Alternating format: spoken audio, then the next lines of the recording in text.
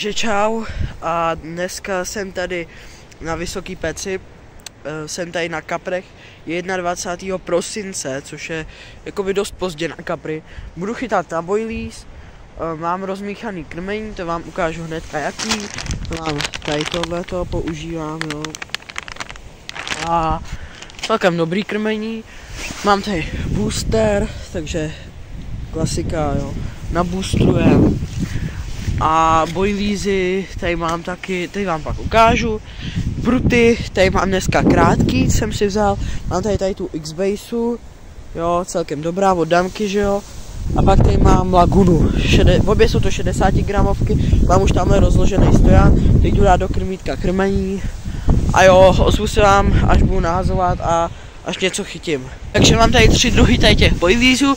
Mám tady Nikla, klasiku, Kirkrill, pak tady mám Grab and Kouš, jo, boiliesy, tady si k tomu můžete přečíst ty, a Miguel ten, tady ty malinký, pampelišku. Teďkon tam schválně dám 2 ty pampelišky a uvidím, co to udělá. Jinak do komentářů mi můžete psát vaše tipy, triky, rády, co a jak chytat a na co chytáte teď třeba. Pak to můžu v nějakém videu vyzkoušet.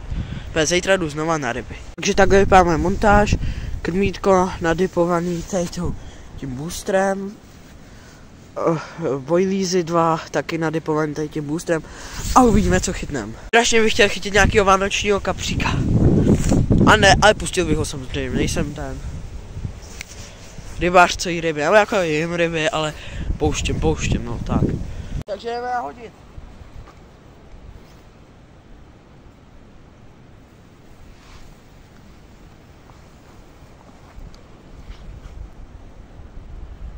A je nahozeno. Něco mi to troška popotáhlo nahoru, takže si to dáme, takže si to dáme takhle hezky dolů do rovinky a uvidíme. Jinak na tenhle ten druhý prut, na tu lagunu, jo, ještě jedna věc, mám tady takhle slepovaný vočko, je to domácí jakoby slepení, vyjde o tom určitě video, ale to až někdy v březnu. Takže, co tam dáme z tohohle? Z tohohle bych tam dal tady toho Nikla, jo, tam dáme, zkusíme Nikla, a nebo víte, co tady ještě mám? Ještě tady mám ten, kde to je?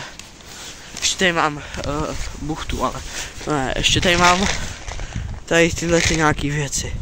Tak víte, co dáme tam tady tyhle ty věci?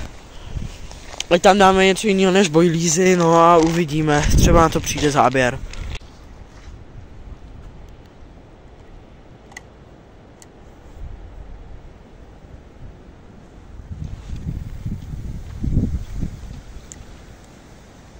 Takže oba pruty jsou nahozený, teď zkouším čekat na záběr.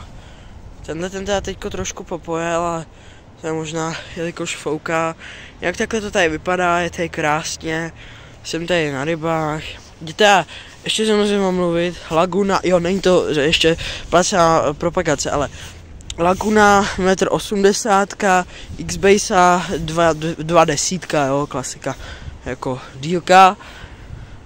No a teď už jdu jenom čekat na záběry, ale jsem blbej, protože jsem si tady to položil kýblos na tady tu stoličci, na to X-ko, takže tady teď to mám mokrý, takže se to musím sednout, no a teď jdu jenom čekat na záběr.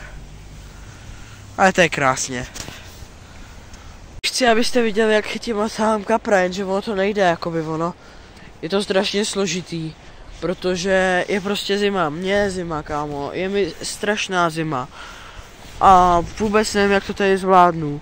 Vůbec nevím. Fakt je mi strašná kosa. Ani ťuk. Dobře, jeden ťuk tam byl, ale to bylo tit. A zase tak klid, vole, já než jsem k tomu stal, tak nic. Kdybyste sem někdo chtěl, tak já jsem to říkal asi. Ale na ryby teďko budu chodit. 21, 22, 23, dneska je 21, takže 22, 23. Pak 27, 28, 29, 30. A napadlo mě, že mezi 27. 7. až 30. bych si tady mohl postavit bivák. Nebyl bych tady sám, byl bych tady třeba s Filipem nebo s někým.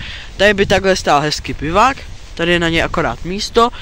Jeden by měl pruty tam, jak je mám já, druhý by je mohl mít tady, nebo by je mohl mít tady a jako takhle by mu tady stál ten stojan a takhle by to měl hozený tam, jo. A mohli bychom to jako zrealizovat, jo, ale nebo takže hoši, už to balím, sorry, ale ten rok ještě by možná mohlo vyjít video s bivakem. Každopádně čekejte video ještě zítra a čau!